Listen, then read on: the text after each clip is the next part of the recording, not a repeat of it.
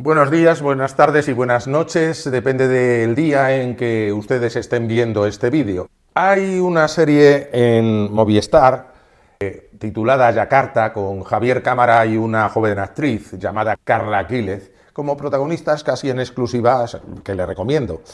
Me gustan las narraciones, ya sean novelas, películas con pocos personajes.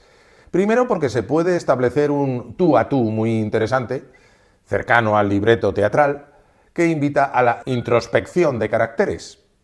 En esos libretos o guiones da tiempo y espacio suficiente para abundar en dichos caracteres sin la distracción de otros personajes. Yakarta tiene esa profundidad tan atractiva para el espectador de calidad. El narrador tiene ocasión de mostrar la complejidad de los personajes. Al guionista le da espacio narrativo, como digo, para exponer las fortalezas y las debilidades tanto del entrenador de bádminton como de la joven promesa. Analicemos la serie para ver sus potenciales, que son muchos y muy sustanciosos. Aire teatral. Como digo, tiene la obra un aire teatral innegable y, como es propio del teatro, la psicología de los intervinientes es la parte fundamental de la trama. Porque normalmente tenemos en cine, sobre todo en cine y también en novela, la costumbre de asistir a tramas superficiales, de acontecimientos, que nada tienen que ver con los personajes que lo viven y a partir de las cuales se establecen unas coordenadas que ahora sí, una vez desarrolladas esas coordenadas, los personajes las sufren. Es decir, hay una aventura exterior y los personajes van al rebufo, sirven o se ven afectados por dicha aventura exterior. Son súbditos, por así decirlo, de lo que acontece. Lo que acontece es lo que marca la pauta, lo que más interesa, y como lo viven los personajes viene después. Lo que ocurre les afecta en mayor o menor medida. En teatro, en las buenas obras, por lo menos las que a mí me gustan, la trama es la propia vida interior de los personajes y el choque que se produce, la relación entre ellos. Lo que sienten es lo principal y la trama superficial lo secundario. Es al revés. La trama de Yakarta. La trama de Yakarta es simple. Un entrenador ve un potencial en una deportista y le propone entrenarla y presentarla en diversas competiciones. Nada es raro. Por lo menos hasta la mitad de la serie, hasta el tercer o cuarto episodio. Pero es que la trama que nos interesa ocurre por dentro. El dolor, desconocido al principio, no se sabe por qué, que sufre Javier Cámara, y también la desorientación de Carla, la adolescente que busca el bádminton como una salida a un problema familiar que en principio desconocemos, no se cuenta. El guionista centra todo su interés en las heridas que ha dejado las circunstancias de ambos que no conocemos. Tanto las circunstancias externas de la chica como la experiencia vital de Javier Cámara con la federación y con su hija y con su exmujer no las conocemos. Dichas experiencias no se cuentan. Funcionan como un simple enigma hasta el tercer o cuarto episodio de la serie. No sabemos más de qué ocurre con Carla y con Juanra, Javier Cámara, pero sí conocemos, y bastante, del dolor y la relación conflictiva de dos personajes. El entrenador y su pupila dialogan y al dialogar chocan y se enfrentan en una relación tensa pero necesaria. Ambos se repelen, pero como los imanes, se necesitan.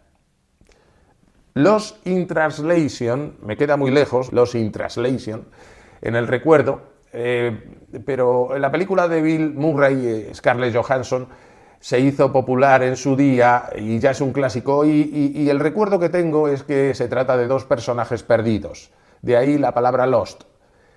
Este modo de afrontar los acontecimientos, de centrar lo que ocurre en el interior de los personajes en un alto grado y no desarrollar la acción externa, es un riesgo y una apuesta que, por la calidad, en la confianza de que los espectadores sepan entender el calado de la obra. En esto se parecen. Javier Cámara demuestra, al implicarse en este proyecto, su amor por los buenos guiones y los relatos con proyección de calidad, antes que historias vacías que aportan mucho menos al espectador, por entretenidas que sean. porque las obras de calidad también pueden ser entretenidas, como es el caso de Yakarta o de Lost in Translation. Por supuesto que serán entretenidas para el espectador que tenga la paciencia y la voluntad de detenerse a escuchar y participar en el drama. Un espectador muy distinto es aquel otro que entienda la introspección como algo pesado, algo que no interesa porque solo busca la acción externa y no le importa lo más mínimo la humanidad de los personajes. A Javier Cámara y a todo el elenco de Yakarta sí le importa, y el resultado se hace ver en una serie de calidad como esta. Un guiño del guionista. En principio me decidí a ver Yakarta porque me llamó la atención la frase que busca el enganche con el espectador. Nadie juega al bádminton si es feliz. En principio habla de la felicidad y eso ya implica muchas cosas. Hace referencia a la perspectiva que adopta la historia, porque la felicidad o la falta de ella es la clave para entender Yakarta. Porque Yakarta habla de un entrenador de bádminton y una joven promesa de este deporte. Dos personas que se dedican al bádminton, y si te dedicas al bádminton no eres feliz. Por tanto, los personajes no son felices, y la felicidad es la clave para entender la historia, y también un aviso para navegantes sobre el punto de vista del guión. Pero es un guiño para navegantes porque la frase es similar a una famosa atribuida a Stephen King. Nadie escribe si es feliz. Una frase que no es de Stephen King, pero se ha popularizado como suya. En realidad, Stephen King habló de la felicidad como un modo de ser feliz, pero no diciendo eso. La frase es una referencia a una declaración de intenciones de un guionista profesional que se ha curtido en las técnicas narrativas y que conoce el texto. Un guionista profesional que vierte sobre su creación sus conocimientos, según promete en la frase de enganche, es más que suficiente para elegir Yakarta como serie para visionar. Parcelando según el método tradicional. Y lo primero que se aprecia en Yakarta es que el guionista parcela la serie dividiendo en dos mitades, como suele hacerse de modo frecuente, la película. Es una técnica que podemos ver en muchas producciones, y ahora diré cuáles. El guionista comienza mostrándonos una relación tensa, conflictiva, entre el entrenador y su pupila. Ambos esconden algo. Hay algo que no dicen, que no se comunican y que ambos quieren saber del otro. Así, el entrenador oculta algo que no conoce la chica y por ella pregunta constantemente. El espectador tampoco lo sabe. Se dan ciertos apuntes que no se sabe muy bien a qué responden, como quien encuentra las piezas de un puzzle y las va uniendo a lo largo del relato. Así dosifica el guionista la trama. Son piezas sueltas que conocemos en diálogos cortados, sobreentendidos en llamadas telefónicas, en conversaciones con miembros de la federación. No se sabe muy bien de qué van e intrigan al espectador y al coprotagonista femenino en la misma medida. Carla intenta juntar las piezas sin conseguirlo y nos invita a hacerlo a nosotros. Eso nos entretiene en la primera mitad de la obra hasta el capítulo o el episodio 3 o 4 aproximadamente. Durante estos episodios nos muestra tan solo las llagas y las cicatrices de ambos, hurtándonos a qué corresponden. La segunda película dentro de esta serie es que de pronto el episodio 3, sobre todo en el cuarto, todo va encajando. Y el guionista nos permite ver la historia completa de Javier Cámara y Carla Quílez.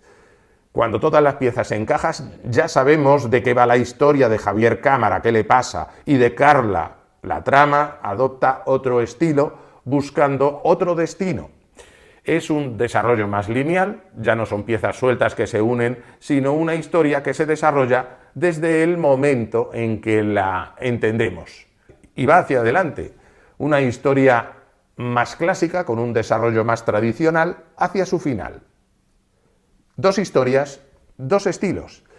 Aunque se trata de la misma historia en la realidad, su desarrollo estético y su estilo trata la historia de forma diferente. Nos invita a componer un puzzle hasta la mitad y desde la mitad hacia el final nos desarrolla una historia completa con sus consecuencias de éxito o de fracaso. Así trabaja el guionista de Yakarta su guión, con un método que suele dar buenos resultados. Otro ejemplo de historias divididas. Pues no recuerdo muy bien qué historias hay por ahí que pueda recordar el método utilizado en Yakarta. Me viene a la memoria la película de Clint Eastwood, Million Dollar Baby, donde una historia de rivalidad deportiva se convierte en una historia sensible de enfermedades y superación vital. Y me viene también a la memoria historias como El Topo o historias como El Puente de los Espías, donde también la historia se divide en dos partes muy diferenciadas, tratándose en realidad de dos estilos con objetivos muy diferentes dentro de la misma película. Pero que la primera historia sea un puzzle y la segunda siga un hilo continuo tras tener el puzzle ya encajado hasta su conclusión, no lo recuerdo muy bien, pero no recuerdo muy bien películas de ese estilo, pero aquí les dejo el método para que ustedes reflexionen en qué película o novela puede encontrarse esta forma de desarrollar la trama, donde el espectador primero encaja piezas de un modo activo y después asiste de modo menos activo a cómo se desarrolla la trama sensible. Historia moral de resiliencia y perdón.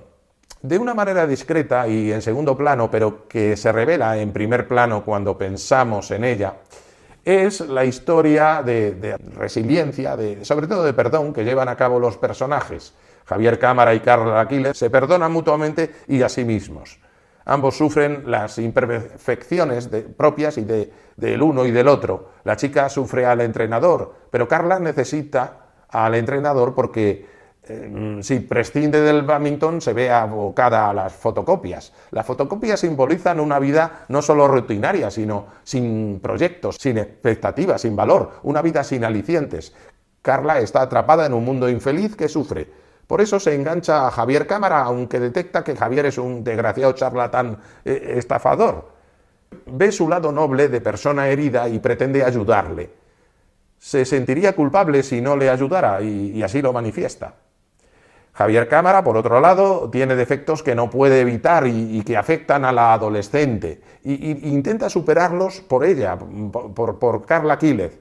Carla Aquiles le perdona y lucha por él, aunque no se lo merece. Y él busca el modo de regenerarse para favorecer a la adolescente. Es una historia de generosidad mutua que nos llega al corazón y que se muestra no en discursos, sino en hechos que vamos viendo a lo largo de la proyección.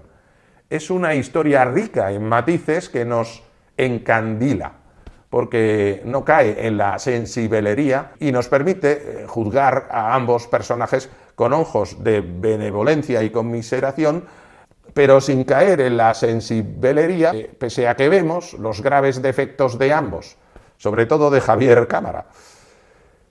El bádminton como mundo sin importancia. No sé si la serie se atiene a la realidad del mundo del bádminton o no. Lo cierto es que el escenario de este deporte funciona más bien como un símbolo, porque nadie se dedica al bádminton si es feliz. Es un deporte minoritario. Los éxitos deportivos no parecen tener importancia alguna. Los polideportivos donde se desarrollan las competiciones de bádminton no va nadie. No hay prensa que se haga eco y así se refleja en la película. El bádminton no interesa a nadie.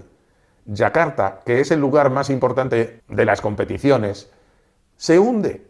El bádminton representa, por tanto, la insignificancia de sus personajes hundidos en el anonimato vulgar pese a sus logros. El escenario, por tanto, es un espacio exterior que coincide con el espacio interior de sus protagonistas. Afecta tanto a la cosa social de cosas que no interesan a la sociedad y al mundo de los personajes y su dolor. Afecta a lo social y afecta a lo individual. Yakarta es una serie que invita a la compasión y que deposita en nosotros ese sentimiento moral de comprensión ante defectos inasumibles muchas veces. Somos nosotros, los espectadores, los que hacemos una valoración de lo que estamos viendo. Simplemente, o al menos en apariencia, Yakarta nos muestra las actitudes y nosotros las valoramos y sacamos nuestra propia conclusión. Como vemos, Yakarta es una delicia, digno de verse y de disfrutarse con los 5 sentidos. Se la recomiendo.